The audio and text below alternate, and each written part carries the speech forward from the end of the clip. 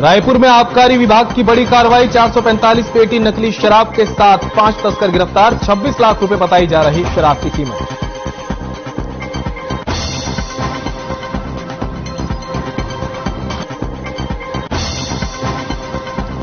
बुरहानपुर में डैम निर्माण पर किसानों का बवाल, कहा नहीं दिया जा रहा उचित मुआवजा, प्रशासन और अधिकारी कर रहे मनमानी।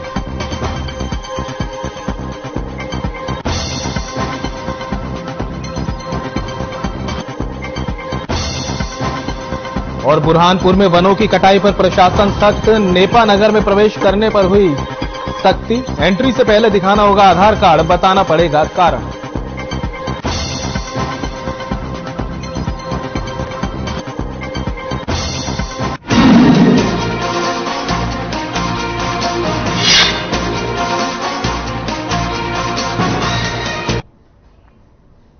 नमस्कार, खबर मध्य प्रदेश छत्तीसगढ़ लेकर मैं हूं आपके साथ संदीप रंजन सरकार। बुलेटिन की शुरुआत करेंगे, लेकिन उससे पहले एक नजर इस वक्त की बड़ी खबर पर रायपुर से आ रही है।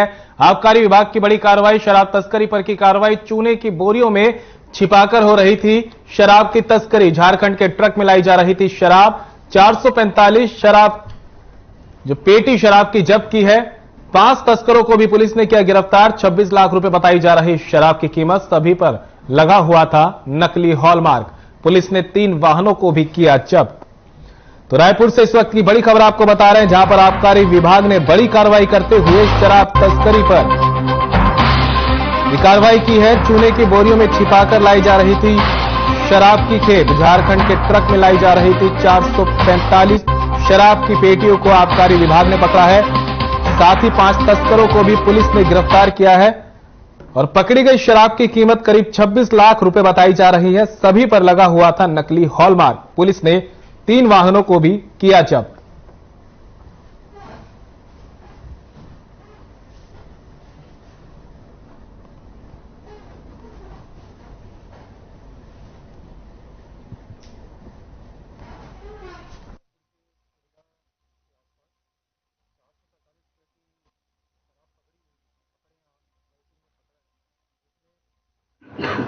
मुखबिर की सूचना पे आज सुबह रायपुर के पिरवा के आसपास 445 पेटी शराब पकड़े हैं। हमारी टीम ने पकड़ा है, जिसमें सामने की ओर चूने की बोरियां रखी हुई थी, उसके पीछे गोवा शराब रखा हुआ था सर।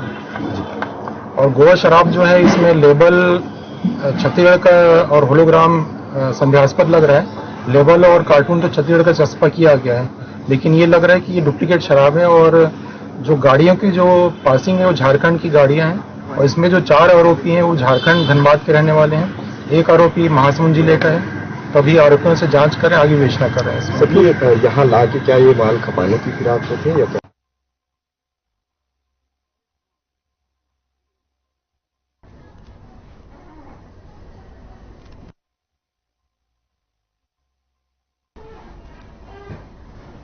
फरवरी की शुरुआत में इंदौर के विजयनगर से एक संस्था में नाबालिग के साथ दुष्कर्म का मामला सामने आया था, जिसमें परिवार ने हाईकोर्ट के सामने गर्भपात के लिए अनुमति के लिए याचिका लगाई थी। डॉक्टरों ने गर्भपात के बाद भ्रूण के डीएनए सैंपल लिए थे, जिसके बाद अब संस्था में काम करने वाले 4 कर्मचारियों के भी डीएनए सैंपल लिए गए हैं और इस मामले में अब आगे की कार्रवाई जारी है। इंदौर से आपको खबर बता रहे हैं, जहां पर फरवरी की शुरुआत में विजयनगर से एक संस्था में नाबालिग के साथ दुष्कर्म का मामला सामने आया था, जिसके बाद वो गर्भवती हुई और परिवार ने हाईकोर्ट में गर्भपात के लिए अनुमति के लिए याचिका लगाई। हाईकोर्ट से जब अनुमति मिली तो डॉक्टरों ने पीड़िता का गर्भपात किया और उसके बाद अब भ्रूण का डीएनए सैंपल लिया गया था, जिसके बाद अब संस्था में काम करने वाले 4 और कर्मचारियों का भी डीएनए सैंपल लिया गया है, ताकि अब इस मामले में आरोपियों की गिरफ्तारी हो सके। और अब पुलिस इस मामले में आगे की कार्रवाई में जुट गई है।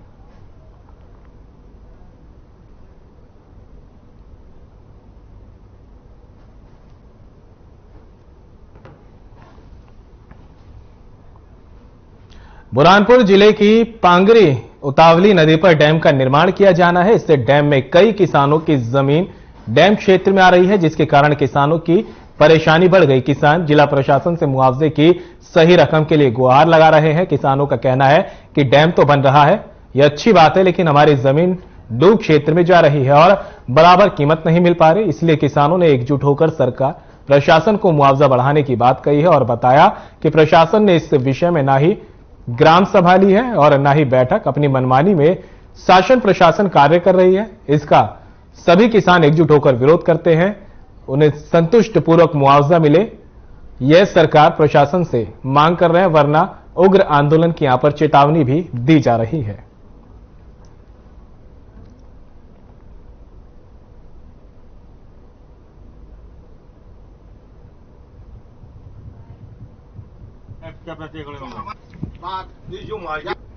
तो 15 लाख से कंप्लेंट। जी, हम पांगरी परियोजना के खिलाफ आए हैं।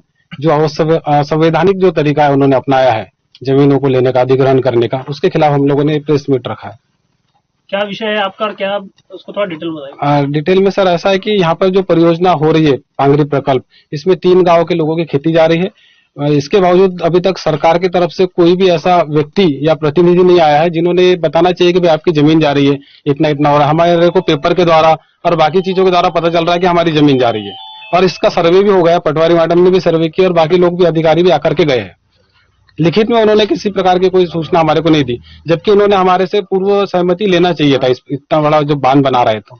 जी सर, हमारे यहाँ जो पांगरी माल में जो मध्यम परियोजना सिंचाई के माध्यम से जो डैम बन रहा है, उसके विरोध में हम सब जितने भी हमारे गांव के सदस्य लोग हैं, पब्लिक है, सब खड़े हैं यहाँ। तो हम उसके विरोध में एक प्रस्ताव पास किए थे। जो प्रस्ताव तारीख थे 20/12/2022 को, जो पेशा एक्ट के तहत जो सरकार कानून लागू किए थे, उसके तहत हमने ग्राम पंचायत सरपंच सचिव या फिर पंचायत पंचगण द्वारा जो हमने प्रस्ताव रखे थे, वो प्रस्ताव है।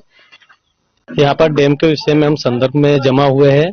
यहाँ पर जितने भी किसान आए हैं पांगरी के अपने, तो जहाँ तक है यहाँ का जो सर्वे करा है पटवारी मैडम ने, उसमें भी कोई जानकारी नहीं दिया। जल संसाधन वाले आए, उन्होंने भी कोई जानकारी नहीं दी पंचायत को, न तो पंचायत से कुछ विषय में बात करना चाहते हैं। वो सबसे बड़ी बात यह है कि डैम का जब इतना बड़ा काम हो गया है, सर्वे हो गया है, नक्शा बन गया है, तो यहाँ के किसान से कम मिलना चाहिए प्रशासन को आके, या कोई भी कर्मचारी उनको। तो ऐसा कोई कुछ भी कार्य उन्होंने करा नहीं है। और जहाँ तक कि मुआवजा की बात करा जाए, मुआवजा भी कंफर्म नहीं बोल रहे हैं। बाहर जाओ तो 15 लाख से कंप्लेंट। बुरहानपुर के नेपानगर वन परिक्षेत्र के गांव में हो रही वनों की कटाई को लेकर जिला प्रशासन और पुलिस प्रशासन ने बड़ा फैसला लिया है। अतिक्रमणकारियों द्वारा वन कटाई के मामलों पर सख्ती करते हुए नेपानगर की सीमा में प्रवेश करने पर कारण बताना पड़ेगा, साथ ही आधार कार्ड भी दिखाना होगा। आदेश के पालन के लिए वन विभाग और राजस्व विभाग की चौकियां भी स्थापित हो चुकी हैं।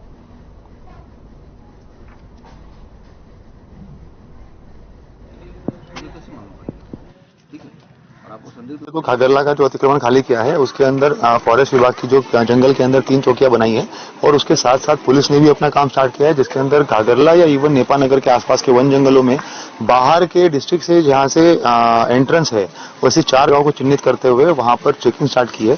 जो कोई व्यक्ति जो है बाहर का अगर आ रहा है तो उससे हम लोग ID कार्ड वगैरह चेक करेंगे, कहाँ पे जा रहा है, क्या कर रहा है। ठीक है, और आपको संदिग्ध लग रहा है तो उसका फोन करके क्लियर करें।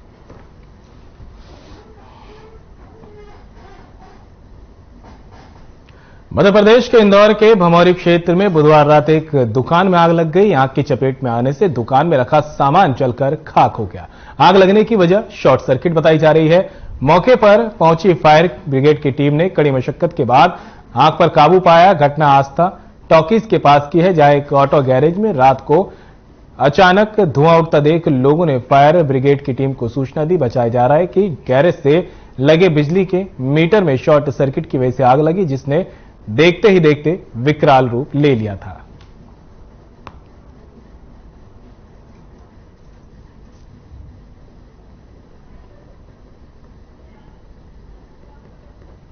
ये अनूप टॉकीज के पास भमोरी में गैरेज में आग लगने की सूचना मिली थी। ऑटो पार्ट्स की दुकान है, ऑटो पार्ट्स का सामान जला है। तो फायर ब्रिगेड आया, उसने तुरंत आग को कंट्रोल किया, आसपास की दुकानों को बचाया। ये ऑटो पार्ट्स की है ना, ऑटो पार्ट्स की, उसके आसपास भी वही है। नहीं, अभी बाद में पता चलेगा, अभी तो हमारा काम चल रहा है।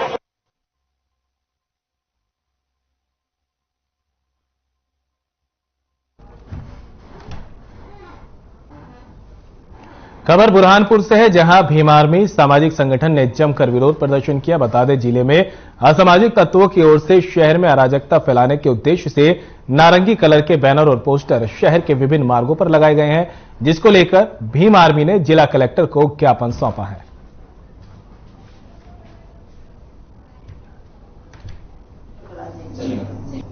हमने माननीय कलेक्टर महोदया को शहर बुरहानपुर में जो अराजकता फैलाने वाले नारंगी कलर के बैनर पोस्टर लगे हैं उसके संबंध में लिखित में शिकायत दर्ज की है, और अन्य बिंदुओं पर भी हमने शिकायत दर्ज की है, जिसको लेकर हमें कलेक्टर महोदया ने आश्वस्त किया है कि तुरंत कार्रवाई करके आपको न्याय प्रदान किया जाएगा। शहर का नाम जो बार बार बुरहानपुर की जगह ब्रह्मपुर लिखा जा रहा है वो बहुत ही असंवैधानिक है, जिसको लेकर पूरे शहर में अराजकता का माहौल है और हम शहर में शांति सौहार्द बनाने के लिए ऐसे स्लोगनों पर पूर्णतः अंकुश लगे होना चाहिए, हम ऐसा चाहते हैं। इसको चलते हुए हमने आज कलेक्टर मैडम को ज्ञापन भी दिया है कि इन लोगों ने जो पोस्टर लगाया है ब्रह्मपुर करके, कभी कोई कुछ नाम लिख रहा है, कोई कुछ लिख दे रहा है, तो हर कोई अपना अपना नाम लिख देगा। भाई तुम्हारे को नाम रखना है तो जाओ वहां से प्रस्ताव पारित करके लाओ और लिखवा लो। आप इस प्रकार के बैनर पोस्टर लगाकर जिले का माहौल खराब ना करें, ऐसा आप लोगों से निवेदन है। अन्यथा आप इस प्रकार से पेश आओगे तो इसका आपको बहुत कुछ भोगना पड़ सकता है।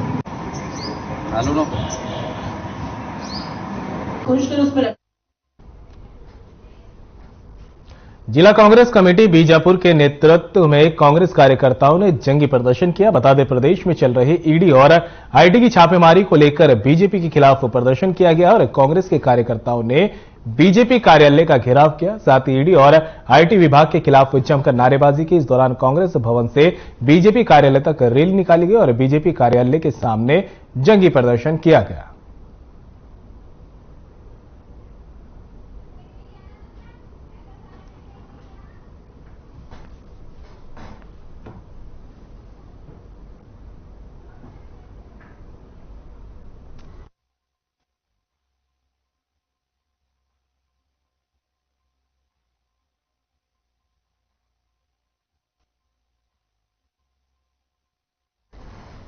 जिलाधिकारी राजेंद्र कुमार कटारा ने जिला स्तरीय जनसंवाद और समाधान शिविर का आयोजन किया। शिविर में बड़ी संख्या में लोग पहुंचे। इस दौरान ग्रामीणों में उत्साह देखने को मिला। शिविर में लोगों की समस्या सुनी गई और साथ ही उनका निराकरण भी किया गया। इस दौरान आदिम जाति, क्रीड़ा, अंत्यव्यवसाय, श्रम विभाग, राजस्व विभाग, ग्रामीण यांत्रिकी, शिक्षा, चिकित्सा सहित विभिन्न विभागों से 243 आवेदन प्राप्त हुए, जिसमें 164 आवेदनों को शिविर स्थल पर तत्काल निराकृत किया गया।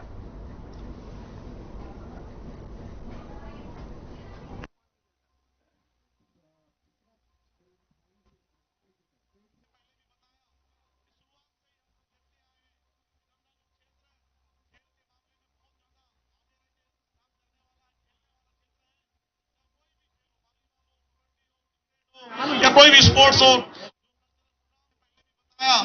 इस शुरुआत से ही हम सब देखते आए हैं कि नंदालूर क्षेत्र खेल के मामले में बहुत ज्यादा आगे रह के काम करने वाला है, खेलने वाला क्षेत्र है। चाहे कोई भी खेल हो, वॉलीबॉल हो, कबड्डी हो, क्रिकेट हो या कोई भी स्पोर्ट्स हो, जो कल्चरल प्रोग्राम हो, उसमें बढ़ चढ़कर हिस्सा लेने वाला क्षेत्र नंदालूर क्षेत्र है और लगातार से ही सब में बढ़ चढ़कर हिस्सा लेता आया है नंदालूर क्षेत्र। राज्य युवा मितान करीब 2.5 से 1 से 5 एकड़ जमीन कौन भी दे सकते पिछड़ा भाग मान लीजिए मंदिर में कटाई करना है और सागौन में कटाई करना है कौन भी दे सकते पिछड़ा करीब 2.5 से 1 से 5 एकड़ जमीन कौन भी दे सकते पिछड़ा भाग मान लीजिए मंदिर में कटाई करना है और सागौन में कटाई करना है कौन भी दे सकते पिछड़ा करीब 2.5 से 1 एकड़। तो वहीं पूर्व मुख्यमंत्री कमलनाथ के कहने पर समूचे मध्य प्रदेश में प्रेस वार्ता का आयोजन किया गया। इस दौरान उन्होंने कहा कि बीजेपी की विकास यात्रा नहीं, ये निकास यात्रा है। साथ ही पूर्व मुख्यमंत्री कमलनाथ ने राज्य सरकार पर निशाना साधते हुए विकास कार्य का हिसाब मांगा और कहा कि इस सरकार को जनता उखाड़ फेंकेगी। इस दौरान उन्होंने कहा कि 2018 में जनता का वोट 5 साल के लिए था, सरकार बीजेपी ने गिराई। कांग्रेस के शेष वचन पूरे करने की जिम्मेदारी बीजेपी की है। यदि कोई वचन छूट गया तो उन वचनों को 3 साल में राज्य सरकार ने पूरा क्यों नहीं किया? किसान कर्ज माफी क्यों बंद की? सामाजिक सुरक्षा पेंशन 1000 क्यों नहीं की? समेत कई सवाल दागे और कहा कि 150 से अधिक घोटाले अभी तक हो चुके हैं।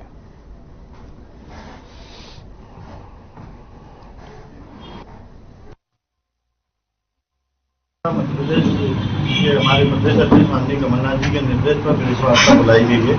भाजपा जिस हिसाब से विकास यात्रा निकाल रही है उसको जनता ने पूरी तरीके से निराश यात्रा बना दिया है और उस यात्रा के खिलाफ में ही हम लोगों ने आज आपको प्रेस वार्ता बुलाई है और पूरे जो इनके भ्रष्टाचार और ये सब चीजें जो इन लोग कर रहे हैं और उन सब चीजों का आपके सामने सम्मुख रखा है। अभी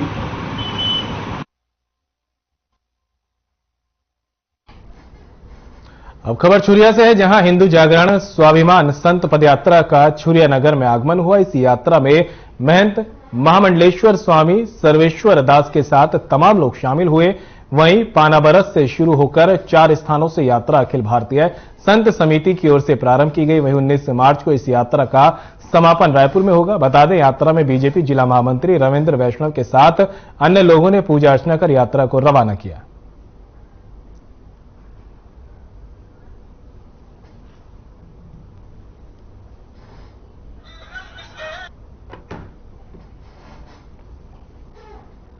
किरंदुल की रहने वाली डिंपल साहू अब ब्राजील में अपने देश भारत का नाम रोशन करेंगे और 30 से अधिक देशों से आए प्रतिभागियों के बीच भारत का गौरव बढ़ाएगी। बता दें, 2022 में 70 से अधिक प्रतिभागियों को कड़ी टक्कर देते हुए miss tin global beauty India बनी थी और स्टेट टाइटल अवार्ड जीतकर छत्तीसगढ़ का नाम रोशन किया था।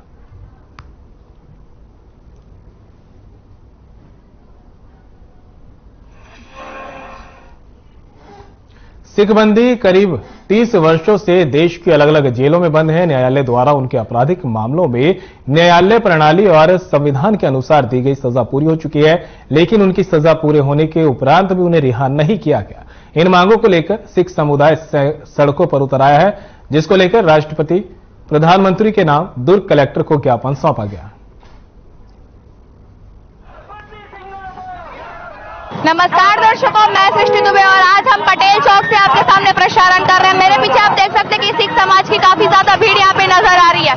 मुद्दा यह है कि जितने भी सिख बंदी हैं उनको उनका समय हो गया, परंतु उन्हें अभी तक रिहा नहीं किया है। इस चक्कर में सिख समाज सड़क पर उतर आया। उनकी मांग है कि सिख बंदियों को रिहा किया जाए क्योंकि समय हो चुका है। अब देखना है कि शासन का इसमें क्या कदम रहेगा। आगे की जानकारी हम आपको देते रहेंगे। आप मेरे साथ बने रहिए। मैं सृष्टि दुबे, RNTV से। धन्यवाद। पूरा दुर्ग भिलाई छत्तीसगढ़ सिख पंचायत दुर्ग भिलाई की बीबियां सब हम लोग इकट्ठे होके उन बंदी सिंहों के लिए यहाँ पे इकट्ठे हुए हैं जो आज 30-30 साल से अपनी सजा काटने के बावजूद भी आज जेलों में बंद हैं। आज हम लोग सब लोग ये एक रोष लेके आए हैं और ये हमको बोलने में कोई वो नहीं है कि हम रोष लेके आए हैं कि क्यों सिख समाज हमेशा सड़कों पे उतरना पड़ता है सिख समाज को अपनी लड़ाई लड़ने के लिए। जैसा कि आपको मालूम है कि हमारे जो सिख बंदी सिंह है पिछले 30 वर्षों से जेलों में बंद हैं और उनकी सजा जो न्याय प्रणाली के और संविधान के अनुसार उनकी सजा जो पूरी हो चुकी है और वो अपनी सजा से यानी कि फिर से वो 10-10 साल ऊपर सजा भुगत चुके हैं और ये सरकार जो है उसे उन्हें रिहा नहीं कर रही है। उसी को लेकर आज यहाँ पर ये रोष मार्च निकाला गया है कि हमारा जो संविधान है और न्याय प्रणाली के अनुसार जब उनकी सजा पूरी हो चुकी है तो उन्हें रिहा क्यों नहीं किया जा रहा है।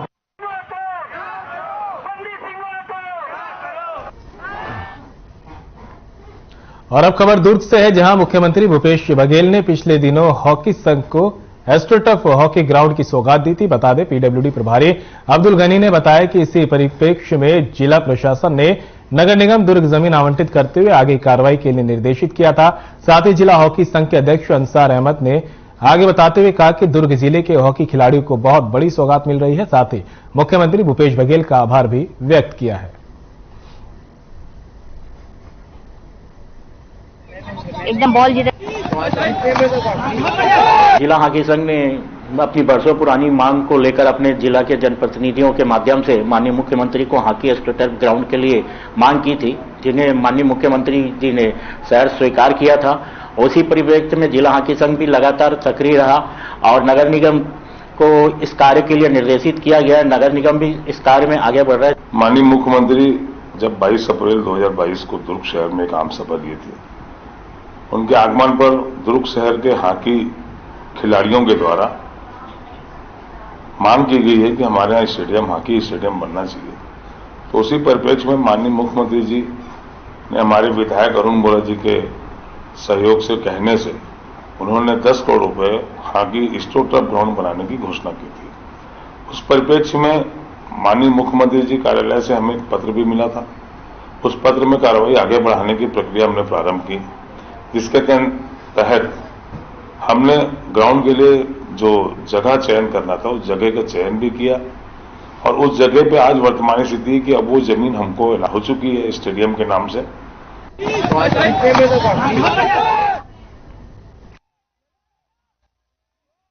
हायर सेकेंडरी स्कूल के चपरासी का स्कूल के ही कुएं में आधा जला हुआ शव मिला। मृतक Ajay Kumar higher secondary school में चपरासी के पद पर कार्यरत था। फिलहाल पुलिस मामले की जांच में जुट गई है।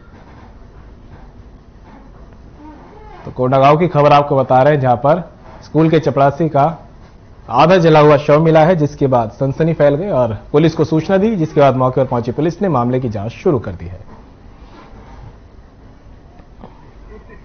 21/2/2023 को हायर सेकेंडरी स्कूल मागड़ी के प्रिंसिपल एवं वहां के कर्मचारी के द्वारा हमें सूचना प्राप्त हुआ कि स्कूल परिसर में एक सूखा कुआं है, जहां पे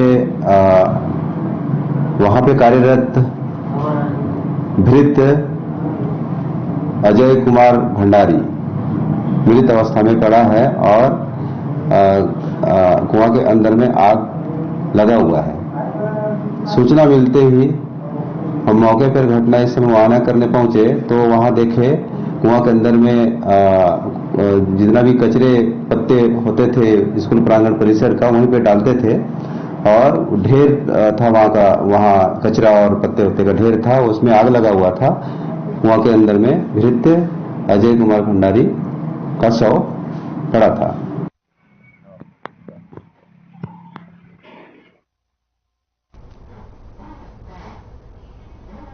खबर मोहला से है, जहां सरपंच जिला संघ जिला मुख्यालय के पास अनिश्चितकालीन हड़ताल पर बैठे हैं। बता दें 15वें वित्त राशि का भुगतान न होने की वजह से हड़ताल पर ये लोग बैठे हुए हैं। भुगतान न होने की वजह से सरपंचों को भुगतान नहीं कर पा रहे और एक आए दिन व्यापारियों और वेंडरों के दबाव के कारण सरपंचों को मानसिक और आर्थिक दबाव बना हुआ है। साथ ही चेतावनी देते हुए कहा कि अगर 15वें वित्त का भुगतान 3 दिनों में नहीं होता तो अनिश्चितकालीन धरना आगे भी इसी तरह दिया जाएगा।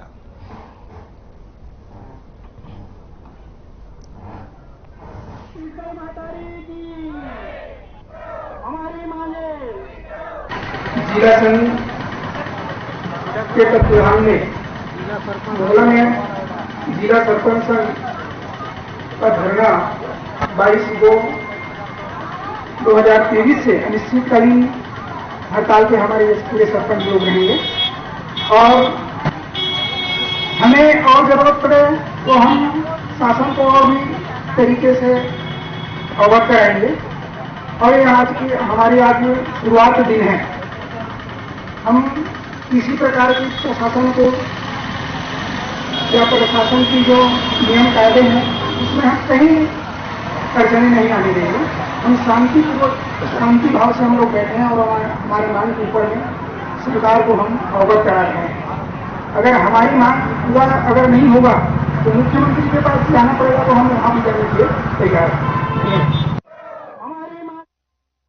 और फिलहाल खबर मध्य प्रदेश छत्तीसगढ़ में मेरे साथ इतना ही। दीजिए इजाजत, नमस्कार।